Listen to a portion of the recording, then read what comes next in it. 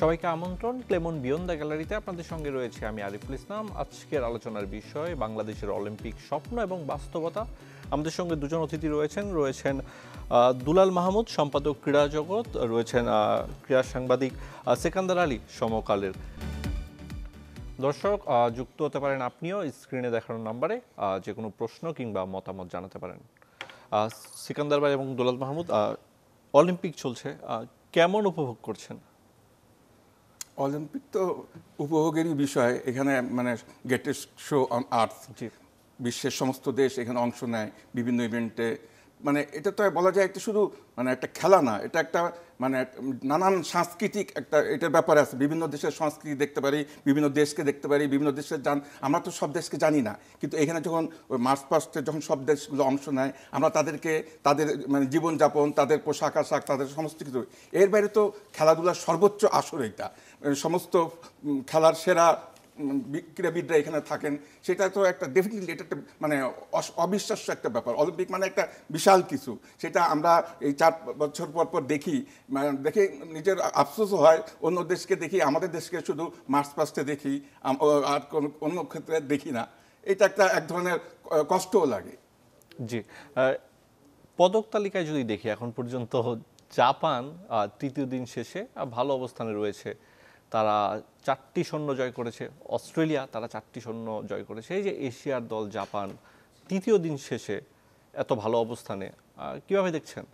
দেখুন, জাপানের উত্থানটা কিছু কিছু ডিসিপ্লিন, যে ডিসিপ্লিনগুলিতে তারা পদক পায়, সবসময় পেয়ে আসে, সেই সব জায়গায় কিন্তু ইভেন্টগুলি হচ্ছে এবং সেই ইভেন্টগুলি থেকে তারা গোল্ড মেডেল অর্জন করছে। এবং তারা জাপান খুব বেশি দূর যাবে না, কিন্তু তারা একটা নির্দিষ্ট প্রথম দিকে তারা এগিয়ে থাকবে, বিকজ অফ তাদের এই গেমগুলো সমাধান হয়ে যাচ্ছে খুব দ্রুত।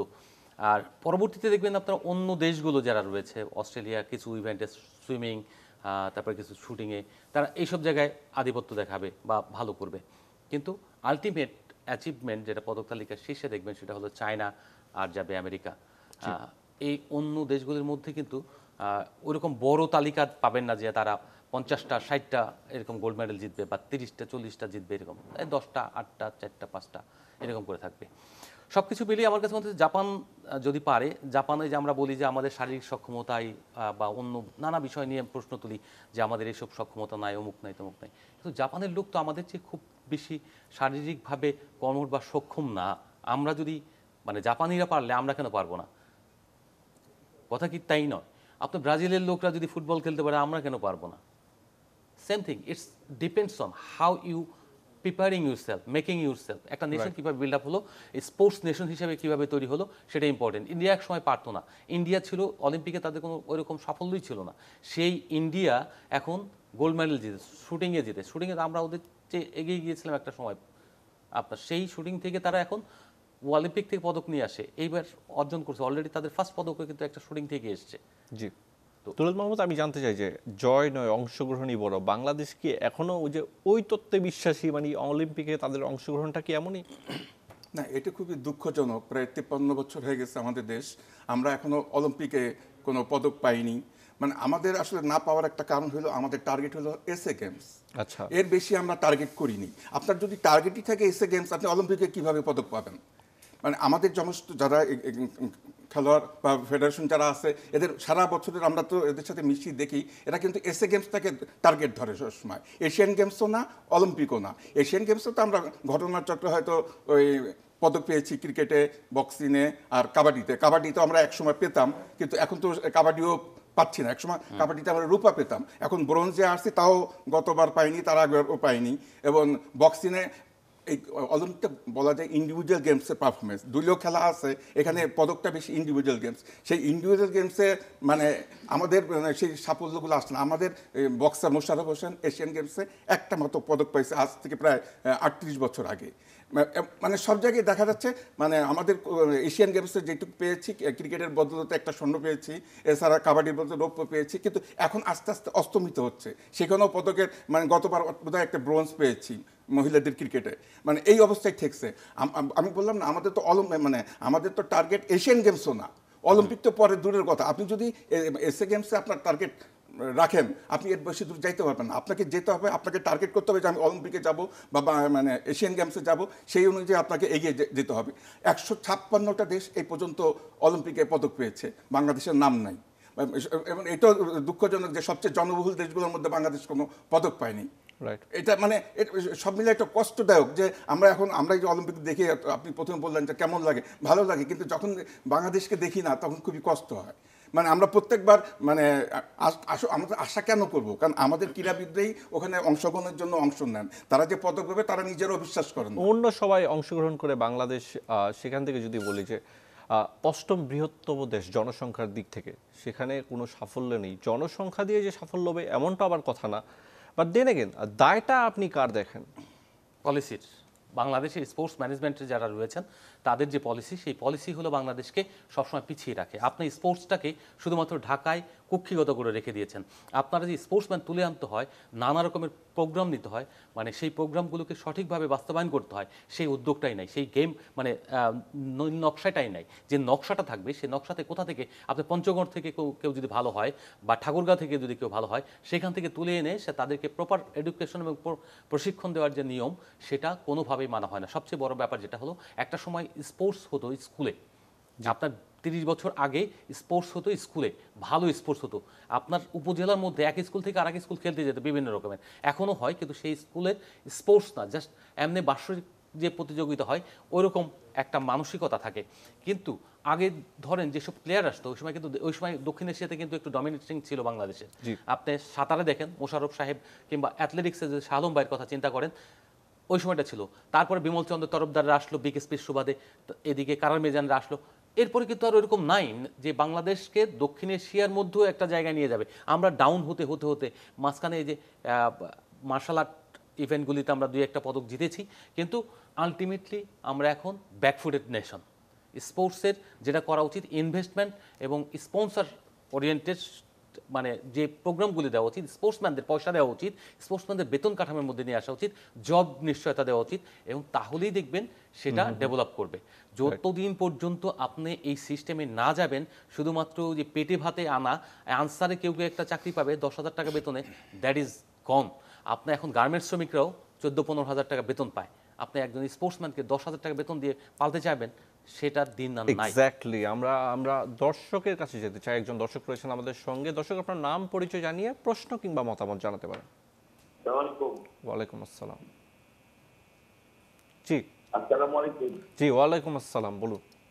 সিকান্দার ভাই, আগে আপনার সাথে কথা বলে আমি কিছু বলছি, দিওয়ান ঢাকা থেকে আগে শোনাচ্ছি। জি, আপনার প্রশ্ন কিংবা মতামত জানাতে পারেন।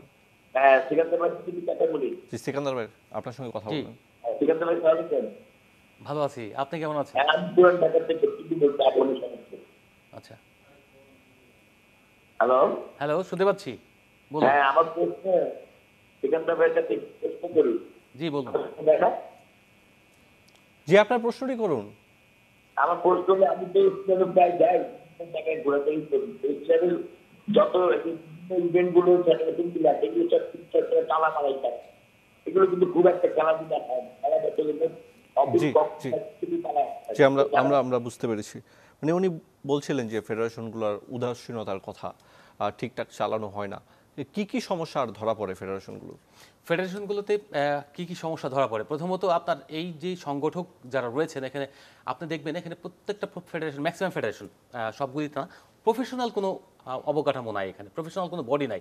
এখানে স্পোর্টস আয়োজনের জন্য যেসব মানে ফ্যাসিলিটি দরকার, তাদের নিজস্ব মাঠ কিংবা ইনডোর কিংবা আপনার জিম, এগুলি কিন্তু নাই ম্যাক্সিমাম ফেডারেশনের। আপনি দেখবেন বক্সিং করছে, কিন্তু বক্সিং কী উদ্দেশ্য করছে, তার ভীষণ কি, 36 বছর আগে যদি আপনার এশিয়ান গেমসে পদক জিততে পারে, তাহলে তাদের উচিত ছিল ওই পরবর্তী কর্মকর্তা যারা আসবেন, যারা থাকবেন, তারা সারা দেশে এরকম বক্সিং রিং অন্তত 10টা তৈরি করা, এবং বক্সিং রিং তৈরি করা না শুধুমাত্র, কীভাবে বক্সারদের তৈরি করে এনে চাকরি বাকরি থেকে শুরু করে আপনার এখানে প্রতিষ্ঠিত করে ইন্টারন্যাশনাল লেভেলে এশিয়ান গেমসে গোল্ড যেতে যায়, সেই চেষ্টা করা, কিন্তু করা হয় নাই। তারপরে আপনি ধরেন, আপনি নতুন নতুন গেমস আবিষ্কার করতেছেন বাংলাদেশে, দরকার নাই তো আপনার এখানে খোখো নিয়ে আসেন। একটা আমাদের অনেক সময় দুষ্টামি করে লোকজন বলে দোকান খোলা, ইটস নট গুড হ্যাবিট। আপনি একটা রাগবি আনছেন, আনছেন, রাগবিতে কী করবে বাংলাদেশ? যেসব ইভেন্টে পারার সম্ভাবনা রয়েছে, যেখানে আন্তর্জাতিক অ্যাচিভমেন্ট করার সম্ভাবনা রয়েছে সেই সব জায়গায় এমফ্যাসিস দেন, ইনভেস্ট করেন, সেই সব জায়গায় আপনার মাঠ তৈরি করে দেন, আপনার জিম তৈরি করে দেন, কিন্তু দিচ্ছে না। ওনারা আসেন সন্ধ্যার সময় একটা ফেডারেশন খোলেন, ছোট্ট 2 রুমের একটা ফেডারেশন কক্ষ স্টেডিয়ামের চারদিক দিয়ে রয়েছেন, ওখানে একটু চা কফি খাবেন, আড্ডা দিবেন, গল্প করবেন, চলে যাবেন, এবং বছরে একটা জাতীয় চ্যাম্পিয়নশিপ করবেন, শেষ। অলিম্পিকটা দেখলে যেটা মনে হয় যে উৎসবের একটা আমেজ থাকে টেলিভিশন পর্দায়, কিন্তু বাংলাদেশের ক্ষেত্রে সেটা নাই। আমাদের সহকর্মী রেদওয়ান শোয়েব, তিনি ফ্রান্সে রয়েছেন, মানে প্যারিসে রয়েছেন এবং প্যারিসে অলিম্পিক কাভার করছেন। তিনি গতকাল গিয়েছিলেন আপনার নাদালের খেলা দেখতে টেনিস কোর্টে, রোলাগারোতে। সেখানকার অভিজ্ঞতা একটা রিপোর্টের মাধ্যমে তিনি তুলে ধরেছেন। আমরা আলোচনায় ফিরবো, তবে তার আগে ছোট্ট একটা বিরতি নিচ্ছি ক্লেমন বিয়ন্ড দ্য গ্যালারিতে। কোথাও যাবেন না, সঙ্গেই থাকুন। বিরতির পর আবারও ফিরে এলাম ক্লেমন বিয়ন্ড দ্য গ্যালারিতে। আলোচনা করছিলাম অলিম্পিক এবং বাংলাদেশের স্বপ্ন এবং বাস্তবতা নিয়ে। দুলাল মাহমুদ, যেই বিষয়গুলো নিয়ে কথা বলছিলাম, যে বাংলাদেশ অলিম্পিক এখনও পদকহীন, কোনো প্রাপ্তি নেই।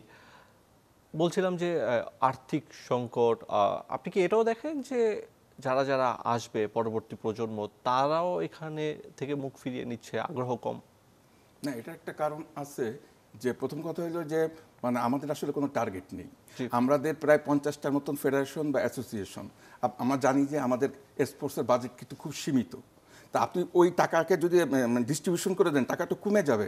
আপনাকে প্রথম একটা প্ল্যান করতে হবে যে আমরা কোথায় টার্গেট করব, যে আমরা ইন্ডিভিজুয়াল গেমসে নাকি টিম ইভেন্টসে, এইটা করতে হবে প্রথমে। তারপরে আপনাকে ক্যাটাগরি ভাগ করতে হবে যে এ ক্যাটাগরিতে আমরা এই কটা খেলা রাখবো, একে বেশি গুরুত্ব দিব। তারপরে বি ক্যাটাগরি, তারপরে সি ক্যাটাগরি।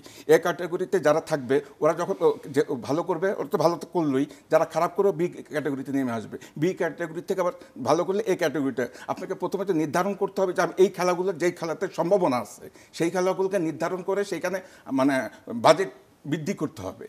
মানে এটা আপনাকে প্রথমে করতে হবে এবং তার আগে জানতে হবে যে আমাদের সাধারণত দলীয় খেলায় আমরা এই যে ইন্টারন্যাশনাল লেভেলে আমাদের পক্ষে পারা খুব কঠিন। আমাদের যে অতীত ইতিহাস যেটা বলে, আমাদেরকে ইন্ডিভিজুয়াল গেমসেই গুরুত্ব দিতে হবে, আর্চারি, শুটিং এই জাতীয় খেলায়। তা এখন আপনি যদি এইখানে এই ক্যাটাগরিতে আর্চারি, শুটিং এই জাতীয় খেলাগুলোকে রাখেন, এখানে আপনি বাজেট বরাদ্দ রাখেন এবং দীর্ঘমেয়াদী প্রশিক্ষণ করেন, তাহলে তো একটা আপনি লক্ষ্যের দিকে এগিয়ে যেতে পারবেন। কিন্তু আপনি যদি একসাথে 50টা খেলাকে মানে পৃষ্ঠপোষকতা করেন, সেখানে কিন্তু কোনো লাভ পাওয়া যাবে না, কোনো আউটপুট আসবে না, আসতেছো না। কারণ এখানে এখন, আর তাছাড়া আগে একটা জিনিস ছিল যে ওই আমাদের সংগঠক যারা ছিল ওরা খুব ডেডিকেটেড ছিল, নিজেকে বোনের মতো তারাইতো।